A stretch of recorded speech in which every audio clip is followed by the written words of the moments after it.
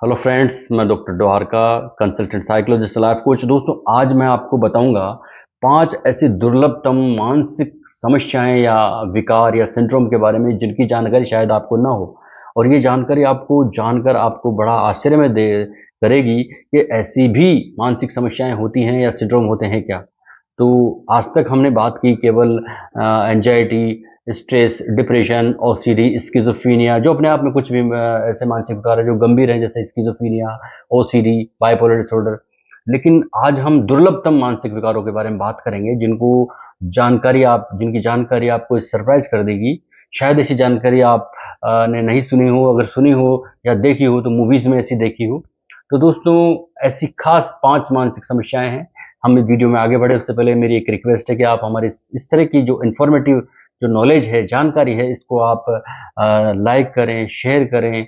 और अगर आप कमेंट करते हैं तो दोस्तों हमें बहुत अच्छा लगता है। और इतनी मेहनत करते हैं दोस्तों, एक सब्सक्राइब तो बनता ही है। अगर आपको ये मेरा वीडियो पसंद आता है तो लाइक शेयर करें या ना करें, पर आप सब्सक्राइब जरूर करें, ताकि आपको नई नई जानकारी जो कि मनोवैज्ञानिक है आपके पास पहुंचे और हर जानकारी का नोटिफिकेशन आपको मिले। तो पहला जो मानसिक विकार है, दुर्लभतम मानसिक विकार, वो है Alice in Wonderland syndrome. Alice in Wonderland syndrome ये गंभीर मानसिक विकार है। इसमें रोगी को भ्रम होता है, डिल्यूजन होने लगता है कि उसके सामने जो व्यक्ति है, वस्तु है, वो या तो बहुत छोटा दिखाई देने लगता है, उसको बहुत छोटा दिखाई देने लगता है, इस तरह का भ्रम हो जाता है। या तो वो बहुत छोटा दिखाई देता है या बहुत बड़ा दिखाई देता है, तो उसका आकार कम या ज़्यादा उसको दिखाई देने लगता है। इसके अलावा ऐसे लोगों को जिनमें ये प्रॉब्लम होती है, एलिस इन वंडरलैंड सिंड्रोम, इन लोगों को पास में पड़ी हुई चीज़ भी दूर दिखाई देने लगती है। जनरली मूवीज़ में ऐसी चीज़ें बताई जाती है। तो ये ऐसे ही हकीकत में है। आप जानकर हैरान रहेंगे कि ऐसे केसेस बहुत ही कम पाए गए हैं, बहुत ही रेयरली पाए गए हैं।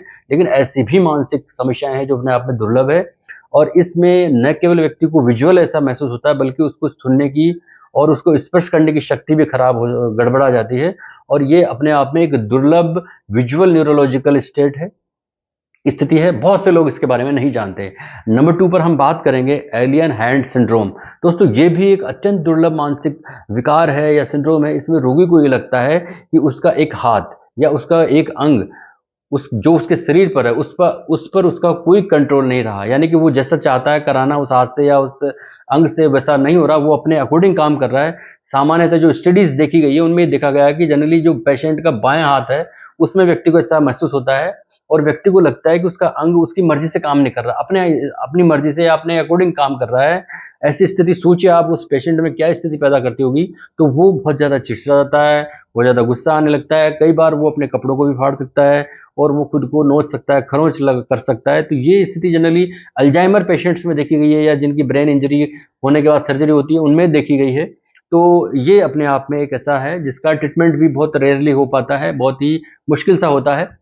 तीसरी जो दुर्लभतम मानसिक विकार है या सिंड्रोम है, वो है अपोटोमोनोफीलिया। अपोटोमोनोफीलिया भी एक गंभीर मानसिक स्थिति है, एक ब्रेन की गंभीर स्थिति है। और इसको बॉडी इंटीग्रिटी सिंड्रोम भी डिसऑर्डर भी कहा जाता है। और इसमें व्यक्ति को ये लगता है या उस पेशेंट को ये लगने लगता है कि उसका एक हाथ या उसका एक पैर अगर हटा दिया जाए तो वो ज़्यादा अच्छे से काम करेगा। सोचिए उसकी मनोस्थिति कैसी होगी जब कोई व्यक्ति ये महसूस करे कि उसका एक हाथ या पैर हटा दिया जाए तो वो ज़्यादा अच्छे से काम करेगा। और वो इस तरह की हरकतें करने लगता है, वो अपने आप को नुकसान पहुंचाना चाहता है। तो जब कोई व्यक्ति अपने एक हाथ या पैर को नुकसान पहुंचाना चाहेगा तो उसका इलाज भी बड़ा मुश्किल हो जाएगा, मतलब इसका ट्रीटमेंट बड़ा मुश्किल है।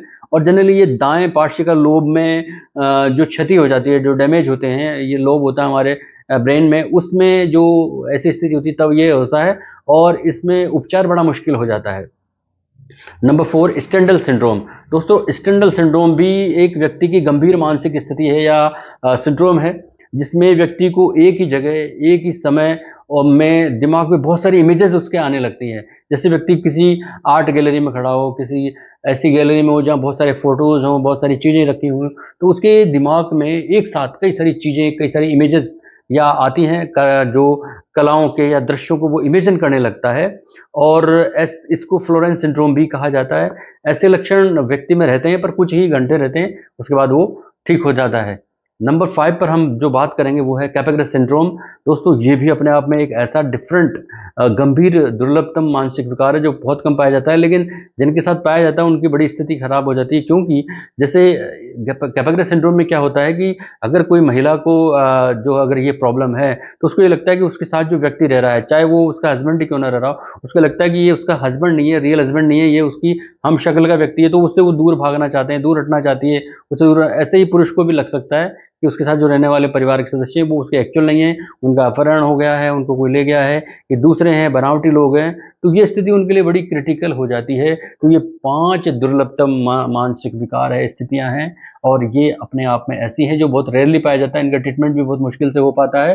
तो लेकिन मनोस्थिति ऐसी है, जनरली हम इनके बारे में मूवीज में सुनते हैं, देखते हैं। आज मैंने इन टॉपिक्स को क्लियर किया है। ये टॉपिक आपको कैसा लगा और किस तरह आपने फील किया कि ये प्रॉब्लम कैसी कैसी है, आपकी क्या कमेंट है, क्या प्रतिक्रिया है, आप मुझे कमेंट्स करके ज़रूर बताएं। और दोस्तों, मैं दोबारा आपसे रिक्वेस्ट करता हूं कि मेरे चैनल को सब्सक्राइब करें ताकि मुझे मोटिवेशन मिले, मैं आपके लिए अच्छी अच्छी जानकारी लेकर उपस्थित हो सकूं। धन्यवाद, नमस्कार।